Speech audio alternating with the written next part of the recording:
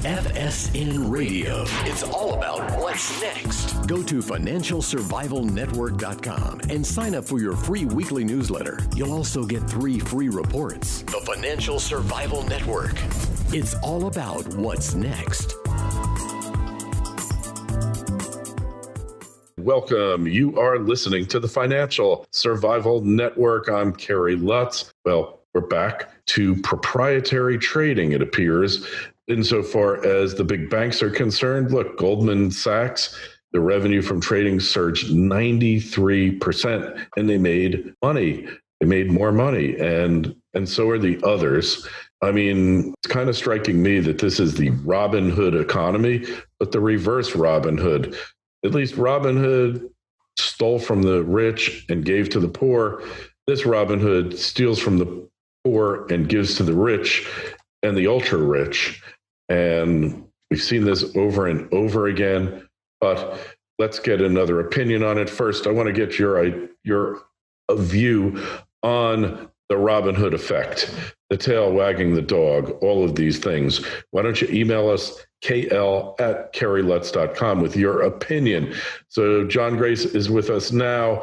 And John, so Goldman's profits up, all these banks, the country's going down the tubes. I don't think Goldman made all their money on PPP loans, and I don't think Citibank did, and I'm sure that JP Morgan didn't. What is the secret to them figuring out the guaranteed market return, which isn't supposed to exist anyway? Guaranteed market return. Yeah, well, I think you're spot on. Let's take from the rich. That worked, that system, give to the poor. But no, this time, no, let's just make the rich richer. And that way we can always claim that it's the best economy ever, at least for us, the rich people. And yet, looking at the reality, and this was January of 2019, I saw a report that 40% of Americans are 1 month away from being destitute. So you just can't have those two horses racing in opposite directions simultaneously. One's got to give. And at some point, the banks have been making all the money, and then the Federal Reserve, central banks around the world have done everything they can for liquidity and cheap money, which oftentimes, maybe it's not a wise decision, but it's an easy decision to get more credit, which is what so many governments and countries and companies, along with individuals, have been doing. At the same time, let's recognize that the Wall Street biggest banks added like $19 billion to their loan loss reserves over the first quarter. So clearly they see some cloudy skies on the horizon. Yeah, and increased loan reserves. But look, when a bank writes off a loan, well, before they write off a loan, they take a reserve for bad debts. That's what businesses do. It's an accounting measure. So even though you haven't written those loans off, you're able to treat that as a cost, and it reduces your profit accordingly. Now, on Wall Street, there's a game, and that is called everything but the kitchen sink. Mm-hmm. And that means when you're having a bad year, all right, the market already knows, it's already beat the crap out of your stock. And the key is blow out everything, write off everything but the kitchen sink. And in fact, some of them are probably writing off kitchen sinks too. And that way, next year, you got all the negatives out of the way. You played a little financial alchemy, and all of a sudden your balance sheet looks beautiful, pristine, and then you're making money. And what the banks have done is they've over-reserved in the past and then taken back those reserves in latter years and actually treat that as a profit because we didn't have to write it all off. Is that the case here, or are these legit write-offs? Only time will tell. I mean, like I say, I think everybody's playing the same game. Let me take on as much debt, get away with it as long as I possibly can, and hopefully the carousel will just keep going because the music keeps playing. But, and the banks, $2 trillion surge in cash deposits just since the beginning of January, thanks to coronavirus, where people aren't spending and they've got this money. And government in the bank, or they're investing stimulus in stocks, right? And in many cases on margin. I'm just saying there's just so many pieces to this puzzle. There's so much uncertainty.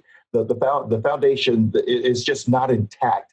And it's been coming apart at the seams for quite some time. But I think the coronavirus being the disaster of epic proportion is going to reveal a lot of the people and the companies that have been out swimming naked. Yeah, well, that's what Warren Buffett said. Until the tide goes out, you don't really know who's swimming naked. And what we do know is that that there's a lot of games going on here and a lot of kleptocratic behavior at every level of government and society. And where this merry-go-round is going to leave us, well, a merry-go-round, unless it comes off the tracks, basically leaves you exactly where you started, which in this case is not in a very good place. No, that's absolutely correct. And I mean, what we're doing is everybody is putting as much duct tape on the problem as we possibly can, convinced that will be the solution when we're not addressing the problem. And at the end of the day, some of these things just need to break. It'll be painful, but it's kind of like winter, right? It's painful. Things die, but things get stronger in the winter, and spring always follows winter. So the Federal Reserve would have us believe they have all the keys to the kingdom to make the economy just play they want it to be, just not too hot, not too cold. And as I say, at the end of the day, the economy is really a function of ordinary people, the behavior of ordinary people. You can manipulate that to some extent, but at some point, for example, one of the things that I find fascinating every time I reflect on it is that there are more people age 65 and older globally than there are 5 and younger. We have never been here before. Never. So when we say we just want everything to go back the way it was is different than the way it used to be. And then I just looked at a study yesterday that shows that the number of births this year have, guess what, fallen off a cliff.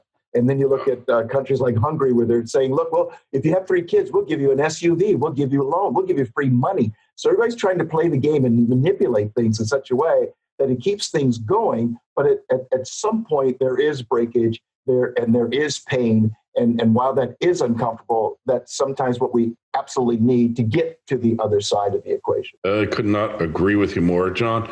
And the whole thing is, it's like, this is symptomatic of the baby boomers raising kids, because baby boomers were so narcissistic as a generation, and I'm one of them. I assume you are too. You never wanted your kid to feel any pain. Well, that wasn't my philosophy.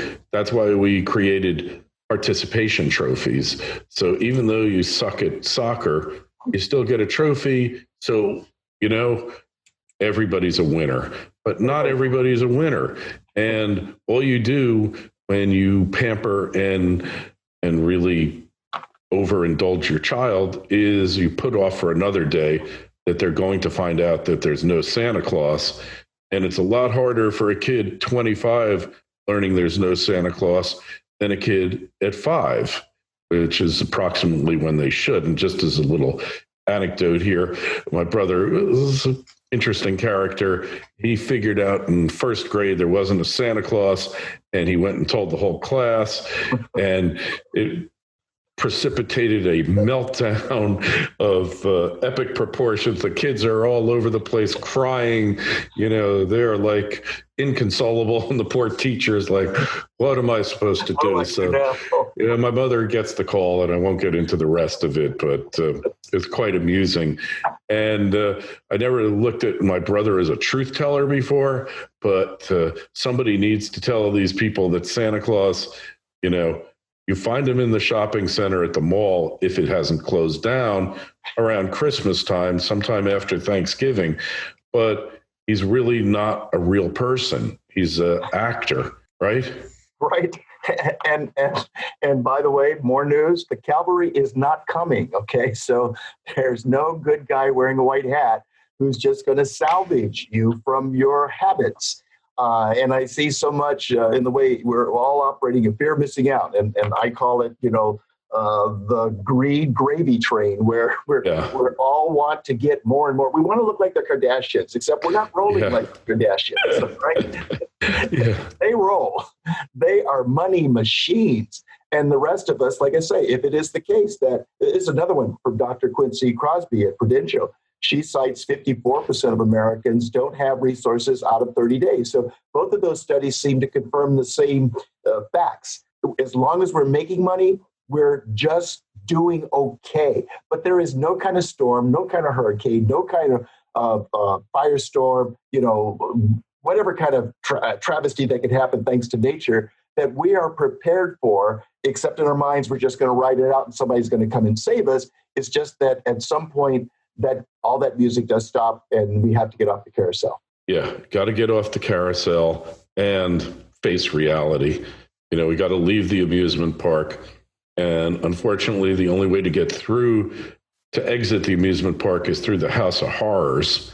And it's horrible. I mean, really, forget about the stock market for a minute. I love it. I'm making money there. Wonderful. But the real economy tells a far worse picture. And I was hoping we'd get reopened quickly, but now it's turned into this political thing.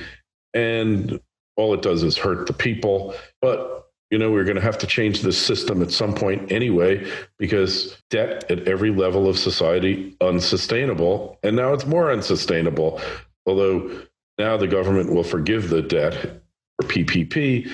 I think we're getting to the point where we're going to have this massive jubilee all over the world. There's a reason in the Bible every 50 years, 49 years, they have a grand jubilee, because human nature is to always mortgage the future in service of the present. And people have been doing this since time immemorial, because instant pleasures are always a more powerful lure than future failures, if you will, or future payments. FSN Radio. It's all about what's next. Arcana Corporation is on the verge of bringing the world's highest grade silver mine into production. The Revenue Virginius mine in Colorado has proven improbable silver reserves grading nearly 37 ounces per ton silver, with an all-in sustaining production cost of only US $8 per ounce of silver. The mine is fully permitted with infrastructure already in place, and the company has announced they plan to commence production in 2020. Achieving successful production usually results in a significant upward share price re-rating on the Lassonde curve. Arcana trades under the ticker AUN in Toronto and AUNFF in New York. To learn more, go to arcana.com. That's AURCANA.com. The Financial Survival Network. It's all about what's next. Well, that's true. And, if we look at some of the words we don't like, particularly Americans, math, we don't like the word budget, we hate the word recession, and my God, we don't even want to utter the word depression. Those are things that just happen. Like I say, it's kind of like winter. You want to look at it in a way that it's just kind of a natural occurrence, and there's little or nothing that you need to really do about it.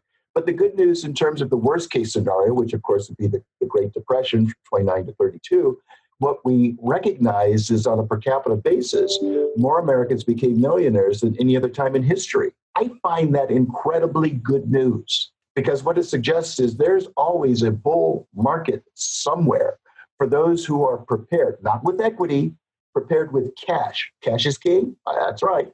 So, the ones who had cash at the early parts of the Great Depression were able to find businesses. That's where GM came from, by the way. Yeah. And, stocks and real estate. That was a fraction of the price it was just 30 months ago or 3 years ago, whatever the time frame might be. But you have to have, some kind of appreciation for the worst that could happen. And maybe that's an environment where you build up your cash reserves to see prices come your way. And now you can take positions and catch the next wave, as opposed to, Kerry, my biggest really concern is looking at the Great Depression, is it could happen again. And here's what I mean. You and I know that it probably took 20, 25 years for stocks to come back to even. And most people don't know, New York City, always the financial center of the world, took, from what I can find, about 4 decades. Yes, correct. All right. Yes. So, and then if you're an adult in the early 1900s, your average age of life expectancy was mid-50s. So that drives me, right? It's, wait a minute, if you were an adult, you had to be over 25 to have some money in the stock market, some money in some real estate somewhere. And those prices came back long after you were pushing up daisies. So the last thing I want people to do is to live with regret when they're looking at what the prices were, and then they're looking at what the prices are, and they don't see that the prices are going to get back to where they were in their lifetime, that would be pretty sad. And everybody, yes, wanted the V-shaped recovery as though, oh yeah, just wave a wand, we'll just go right back. I've never seen a V-shaped recovery, Kerry, but we have seen two L-shaped recoveries. The first one during the Depression, 25 years for stocks, 40 years for New York real estate. That's pretty much of an L for that period of time. The last one is Japan. We all knew in Japan, 88, 89, they were going to be number one in gross domestic product. We were fine with that, right? Particularly on the West Coast. And around, I think it was New Year's Eve, 1989, somehow the air came out of the balloon. And what was a 39,000 Nikkei 225 dropped to 10,000, and then 30 months dropped to 7,000. That's an 80% loss. A year later, guess what happened? Kind of like New York, real estate dropped 70%. Isn't that interesting? Now, Yes. Here's the trick question. Which one has gotten back to even? And I try to ask people that question just that way. It's a trick question to try to cue them, because nobody knows the answer. To try to cue them, maybe the answer is D, none of the above. That is the correct answer. Yes. Last I looked, Nikkei 225 was around 22.4. I read an article dated 2017 that suggests that the Japanese real estate market would recover in 2021. Yeah. And COVID comes Think again. now. So it's still L-shaped. It's now 30 years later. Can you even begin to wrap your mind around this is what the price was for the house, and this is what the price was for Apple, for example, and now it's 30 years later, and I'm still here, and the price isn't back to where it was. That's unfathomable to try and wrap your mind around their reality. Wouldn't happen here, right? No, it can't happen here because we know that stocks always go up. Housing prices always go up because even after the crash of 08 and 09, they're back up to record highs. So we know that everything happens for the best, and therefore just stay invested and the future be damned because everything's going to work out okay. There was a play by Voltaire, Candide and Zadig, and Candide, and it became like a cliche, kind of that Candide attitude of everything always happens for the better, doesn't it? Right. And reality isn't quite so clean. Maybe it might happen for the better, but maybe for the better isn't what you think is for the better. Right. Maybe temporarily all the pain you're going to sustain and the suffering, we can't even grasp this thing, John. That's the scary thing. And we look at China now. Right. China's having biblical floods. Yeah. Once in 1,000-year flood.